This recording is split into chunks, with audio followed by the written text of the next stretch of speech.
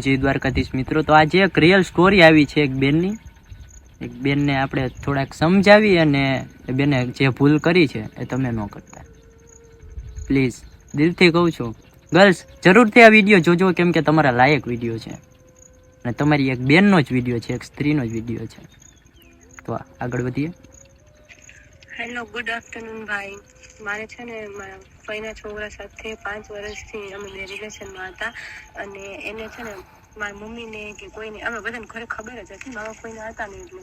અને પછી એને પ્રોબ્લેમ આવી, મારા મમ્મીને તો ગમતું નહોતું, કેમ કે એ છોકરો ચોરી કરતો, દારૂ પીતો, બધું કરતો, પણ મને વાંધો નહોતો, એ બધું કરતો ને એમાં.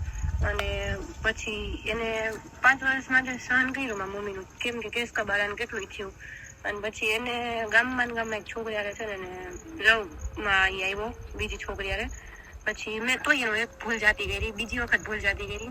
પછી મેં કીધું ત્રીજી વખત તો ભૂલ જાતી ન કરાય ને એની છોકરી બાબતે, તો ગમે એ બાબતે ચોરી કરતો, ગમે એ કરતો, મેં એનું સહન કર્યું, પણ બીજી બાબતમાં હું સહન ન કરતી. પછી એને પેલા તો બેન, હું તમને એક વાત કહેવા માંગુ છું કે તમે દારૂ પીવે છે તમને એક્સેપ્ટ હતું ત્યારે, અત્યારે તો તમે એની સાથે છો પણ નહીં, અને અત્યારે તો તમે એની સાથે બ્રેકઅપ કરી નાખ્યું. તમારી સાથે વાત થઈ, આ બેનને મેં બહુ સમજાવ્યા ને, પણ આ સ્ટોરીના લીધે કેટલી આવી જે બહેનો હશે એને આ ત્યાં સુધી વિડીયો પહોંચશે તો એને પણ દિલની રાહત મળશે. અને ગર્લ્સ, હું તો તમને દિલથી કહેવા માંગુ છું કે કોઈ વ્યક્તિ કોઈ દારૂ પીતો હોય એની સાથે મેરેજ ન કરે. કોઈ ખરાબ સંગતમાં છે તો એની સાથે પણ મેરેજ ન કરાય. કેમ કે તમે તો અત્યારે તમને એમ હોય કે એની સાથે અત્યારે તો જીવન સારું છે, પણ જ્યારે 5 વર્ષનો ટાબરિયો થાય ને ભાઈ, ત્યારે જિંદગી ગોટાળે ચડી જાય. સમજી ગયા? એટલે પોટલીના લીધે ઘરની પથારી ફરી જાય. આગળ વધી. મને પછી મેં કીધું કાંઈ વાંધો નહીં. પછી મેં એની સંબંધ તોડી નાખ્યો ને પછી એ મને વટ કરતો, મને કે તું બીજી કોઈ છોકરો બોલીશ ને એટલે કે હું એને આમ કરીશ ને તેમ કરીશ ને, હું બે રાખું પણ તને ન રાખવા દઉં કે એટલે મેં કીધું વાંધો નહીં. મેં કીધું પછી એને અમારે સગાઈની વાત આવતી હતી એક છોકરા હારે, તો મેં વળી હા પાડી દીધી ને તો ફોટા બોટાન બધું હતું. સગાઈ કરીને પછી મને એને નો મેળ આવ્યો ને તો મેં સગાઈ તોડી નાખી. તો ફોટાના લીધે છે ને પ્રોબ્લેમ થઈ અને પછી મારા ફાઈન છોકરો છે ને એને મને બ્લેકમેલ કરવાનું ચાલુ કરી. મને કે તને ફોટા બાબતે કે હું તને એને હેરાન કરી શકીએ. તો મારે જ્યાં અત્યારે કરવું હતું ને ત્યાં એ છોકરાને એને બીવડાવ્યો અને એને ધમકી દીધી એવી, અને એ કે તું એની યાર કરીશ ને તું તારા ફોટા વાયરલ કરીશ. મને એને એમ કીધું કે હું બે રાખું પણ તને થાવાય ન દઉં અને હું કરીશ પણ તારું ન થવા દઉં. કે તારું કે થવા નહીં દઉં, ફોટોસ બ્લેકમેલ કરી નાખીશ. સાંભળો છો ને? આવા રાક્ષસ પણ હજી આ દુનિયામાં જીવે છે, જેને પોતાની તો કઈ પડી નથી, પોતે તો દારૂ પીવે છે, ચોરી કરે છે, પણ જેનો એક બાપ નથી એ દીકરીની એક જિંદગી બરબાદ કરે છે. આગળ સાંભળીએ. આ બેન સાથે બહુ જ ખોટું થાય છે અને પોલીસ કમ્પ્લેન્ટ પણ કરી છે, પણ હજી સુધીમાં બિચારીને કઈ ન્યાય નથી મળ્યો. આગળ જોઈએ. અને મારે જે કરવું છે ને, છોકરો લવ બહુ કરે છે, પણ એ એમ કહે છે કે હું ફોટા, એને બધી ખબર હતી, મારી પાસ્ટની બધી ખબર હતી, એને પ્રોબ્લેમ નહોતો, પણ છે ને અમારા આગળ વ્યવ જરીક એને મને એવું કીધું. પછી હવે અત્યારે મારે જ્યાં કરવું છે ને, એ છોકરો અત્યારે બીઆઈ છે ને મને બોલાવતો નથી, ના પાડે છે. એ એમ કહે છે કે હું તારી લગ્ન નહીં કરું, રિલેશનમાં રહીશ પણ લગ્ન નહીં કરું, છાના મને. અને અમારા ઘરના બધા મને એટલી બદનામ કરી નાખી ને કે હવે એને વાત જવા દો. આમ બધી બાબતે નાટ પાડી દીધી. ઓલો છોકરો તો બી નહીં કે હું લગ્ન નહીં કરું, કદાચ હું લગ્ન કરું તો એ કે ફોટા વાયરલ કરશે, બરોબર, તો એ કે મારી ગામમાં આબરૂ શું રહેશે. એ છોકરો એવું બીન કહે છે. તો હવે મારે લગ્ન કરવા જોઈએ કે ન કરવા જોઈએ એની હારે પ્લીઝ થોડું સજેશન આપશો. પેલી વાત તો બેન, એ છોકરા જોડે તમારે મેરેજ કરવા જોઈએ કે ન કરવા જોઈએ? જો એ તમને શિદ્દતથી પ્રેમ કરતો હોય અને મેરેજ પછી પણ જો એ તમને કોઈ દિવસ સંભળાવશે નહીં કે તું આની સાથે હતી, એ પ્રોમિસ લઈ લેજો પહેલા. જો એ પ્રોમિસ એ આપવા માંગતા હોય ને તો એની સાથે મેરેજ કરી લેવાય.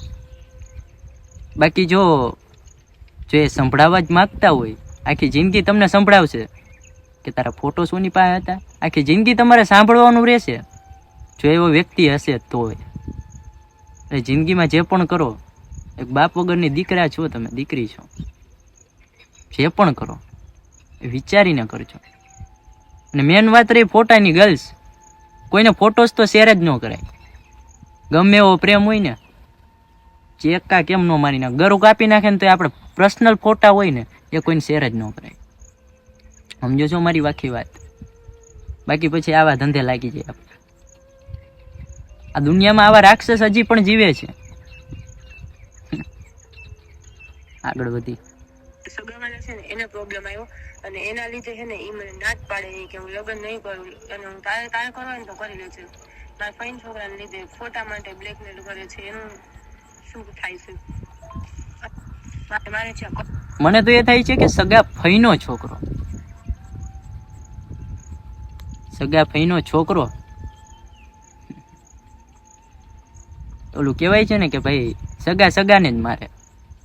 પારકાવને આપણી પથારીને ન ખબર હોય, પણ આપણા સગાવને આપણી પથારીને બધી ખબર હોય. અરે ગમે એવો સગો ભાઈ કેમ ન હોય? રંગ બદલતી દુનિયા છે મારી બેન, બધાને કહું છું. રંગ બદલતી દુનિયા છે, કોઈનો અત્યારે વિશ્વાસ કર્યા જેવો છે નહીં.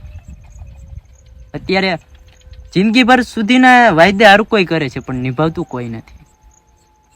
આગળ વધીએ. જે છોકરા સાથે કરવું છે ને એ અત્યારે મને ના પાડે છે, કેમ કે ઓલો જે મારા ફાઈન છોકરો છે ને એ ફોટા બાબતે બ્લેકમેલ જ કરે છે. તો ઓલા એમ કહીએ કે હું કરીશ તો બદનામી થશે ગામમાં. તો એ ઓલો રહ્યો ને ગામની બદનામી ના લીધે એ મારી હારે કરતો નથી. એ એમ કહીએ કે હું કે કરીશ તો નહીં પણ તું કરી લેજે, તું ખુશ રહે, તું રાજી રહે, બીજે હું નહીં કરું. અને મેં એમ કીધું બીજે તો કરીશ તો હું મરી જઈશ, મારે બીજે નથી કરવું. પેલી વસ્તુ તો બેન, જે તમારી સાથે મેરેજ કરવા માંગે છે, જેને તમારા પાસ્ટની બધી ખબર છે,